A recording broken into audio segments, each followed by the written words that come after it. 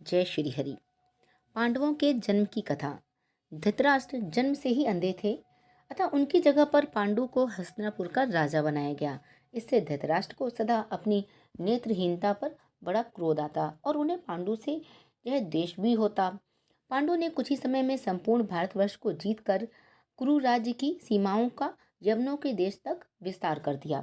एक बार राजा पांडु अपनी दोनों पत्नियों कुंती तथा माद्री के साथ आखेट के लिए वन गए।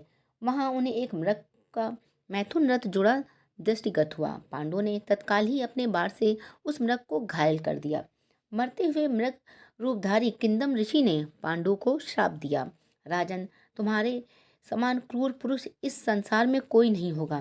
तूने मुझे मैथुन के समय बाण मारा है, अतः जब कभी तू मैथुन रथ होगा तेरी भी मृत्यु हो जाएगी। इस शाप से पांडु अत्यंत दुखी हुए और अपनी रानियों से बोले, हे देवियों, अब मैं अपनी समस्त वासनाओं का त्याग करके इस वन में ही रहूंगा। तुम लोग हस्तिनापुर लौट जाओ। उनके वचनों को सुनकर दोनों रानियों ने दुखी होकर कहा, नाथ, हम आपके बिना एक क्षण भी जीवित नहीं रह सकती। अब हम भी वन में आपके साथ रहेंगे।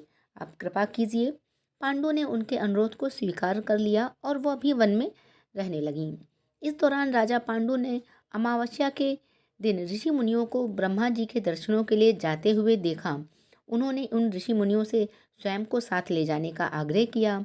इस पर ऋषि मुनियों ने उन्हें कहा, राजन, कोई निसंतान पुरुष ब्रह्मलोक जाने का अधिकारी नहीं हो सकता, अतः हम आपको अपने साथ ले जाने में असमर्थ हैं। ऋषि मुनियों की बात सुनकर पांडु ने अपनी पत्नी कुंती से कहा कि मेरा जन्म लेना ही व्यर्थ हो रहा है, क्योंकि संतानहीन व्यक्ति पितृ ऋण, ऋषि ऋण, देव ऋण तथा मनुष्य ऋण से मुक्ति नहीं पा सकता। क्या तुम पुत्र प्राप्ति के लिए मेरी सहायता कर सकती हो?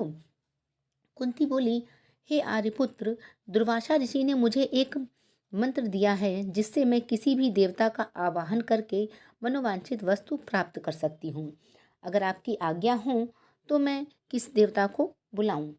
इस पर पांडु ने धर्म को आमंत्रित करने का आदेश दिया। धर्म ने कुंती को पुत्र प्रदान किया जिसका नाम युधिष्ठिर रखा गया।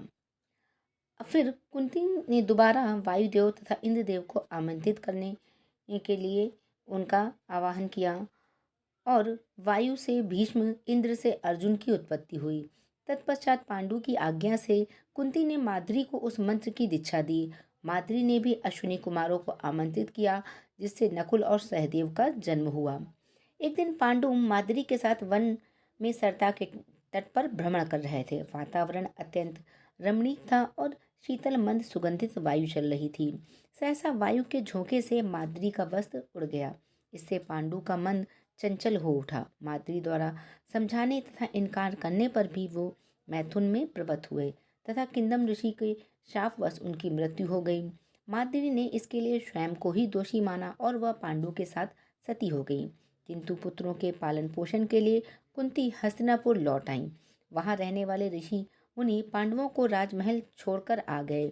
ऋषि मुनि तथा कुंती के कहने पर सभी ने पांडवों को पांडु का पुत्र माना और उनका स्वागत किया। तो ये थी पांडवों की जन्म की कथा। ये कहानी आपको कैसी लगी? अच्छी लगी हो तो कमेंट सेक्शन में लिख के ज़रूर बताइएगा। जय श्री हरि।